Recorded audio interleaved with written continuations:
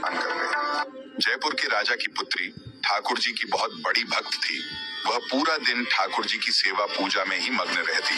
तो राजा की पुत्री का विवाह हुआ करौली राजस्थान में, जहां मदन मोहन जी अभी विराजते हैं। तो राजा की पुत्री का जब विवाह हुआ तो पुत्री से राजा ने कहा, बिटिया यह बताओ तुम्हारा विवाह है, तुमको हम दहेज में क्या दें? वैसे तो हमने सब दिया, लेकिन फिर भी तुम्हारी कोई इच्छा हो तो मांगो। पुत्री ने कहा, पिताजी मुझे सबसे ज्यादा प्रेम श्री मदन मोहन जी से है, तो क्या आप मुझे मदन मोहन जी दे सकते हैं? मैं इनकी सेवा पूजा अपनी ससुराल में करना चाहती। ये बात सुनकर राजा रोने लगा और अपनी पुत्री के चरणों में सर झुका के बोला, मुझे क्षमा कर दे पुत्री, तू जो मांगेगी सो दूंगा, पर यह मेरे हृदय हैं, मैं इनको नहीं दे सकता।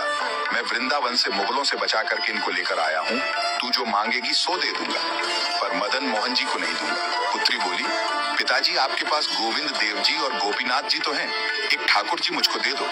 पर राजा ने अपनी पुत्री की बात नहीं सुनी और पुत्री की जिद हो गई कि मुझे तो मदन मोहन जी ही चाहिए, नहीं तो मैं विदा नहीं होंगी। राजा की पत्नी ने भी कहा, पुत्री इतना कह रही है तो आप दे दीजिए ना। तो राजा ने एक प्रस्ताव रखा। राजा बोला, अच्छा पुत्री एक काम करते हैं, मैं तेरी आंख पर पट्टी बांध करके मदन मोहन जी जैसे 7 स्वरूप तेरे सामने खड़ा करूंगा, जिनमें से 6 स्वरूप जो होंगे वह मैं बनवाऊंगा और एक स्वरूप वास्तविक मदन मोहन जी होंगे। अगर तूने असली मदन मोहन जी को पहचान लिया तो मैं यह मान जाऊंगा कि तू नहीं, ठाकुर जी ही तेरे संग जाना चाहते हैं। तो राजकुमारी बोली, ठीक है।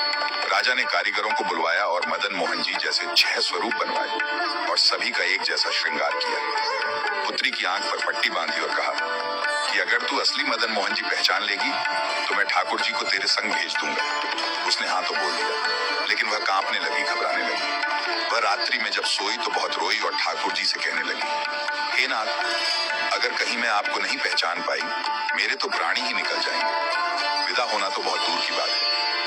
इस बात को सुनकर आधी रात में मदन मोहन जी उसके स्वप्न में आ गए और स्वप्न में आकर बोले, तू चिंता मत कर, तेरो ही मन ना है मोए ले जावे को, मेरो भी मन है तेरे संग जावे को। ठाकुर जी बोले, मैं एक काम करूंगा, जैसे ही तू मेरे स्वरूप को हाथ लगाएगी और मेरे हाथों को स्पर्श करेगी तो मैं अपनी कन्नी उंगली हिला दूंगा, तो समझ जाना यही असली मदन मोहन का स्वरूप है। अब तो दूसरे दिन वो पिताजी के पास गई, पिताजी जल्दी करिए कब चलना है? तो पिताजी बोले, बिटिया तू भी क्या याद रखेगी, मैंने ऐसे स्वरूप बनवाए हैं कि कोई बता ही नहीं सकता कि असली मदन मोहन कौन से हैं। पुत्री की आंख पर पट्टी बांधी गई और कहा, जाओ और ढूंढ लो असली मदन मोहन जी को। उसने जाकर के जैसे ही सभी स्वरूपों को स्पर्श करना प्रारंभ किया, 1 से लेकर 4 स्वरूप को स्पर्श करने के बाद पुत्री ने चारों को असली होने से मना कर दिया और जैसे ही 5वें ठाकुर के स्वरूप को स्पर्श किया और हाथों की उंगली को स्पर्श किया तो ठाकुर जी ने अपनी कन्नी उंगली हिला दी और जैसे ही कन्नी उंगली हिलाई तो पुत्री बोली, पिताजी यही है मदन मोहन जी। राजा के नेत्रों से आंसू गिर गए। राजा अपनी पुत्री के चरणों में गिर गए और उठ करके अपनी बिटिया को गले से लगा लिया और पुत्री के कान में बोले, मैंने ठाकुर जी की कन्नी उंगली हिलते हुए देख ली, मुझे यह बात पता चल गई है कि तेरी ही जिद नहीं है इनको ले जाने की, इनकी भी जिद है तेरे संग जाने की। और महाराज गाजे बाजे रथ में विराजमान होकर श्री मदन मोहन लाल जी करौली राजस्थान को प्रस्थान कर गए।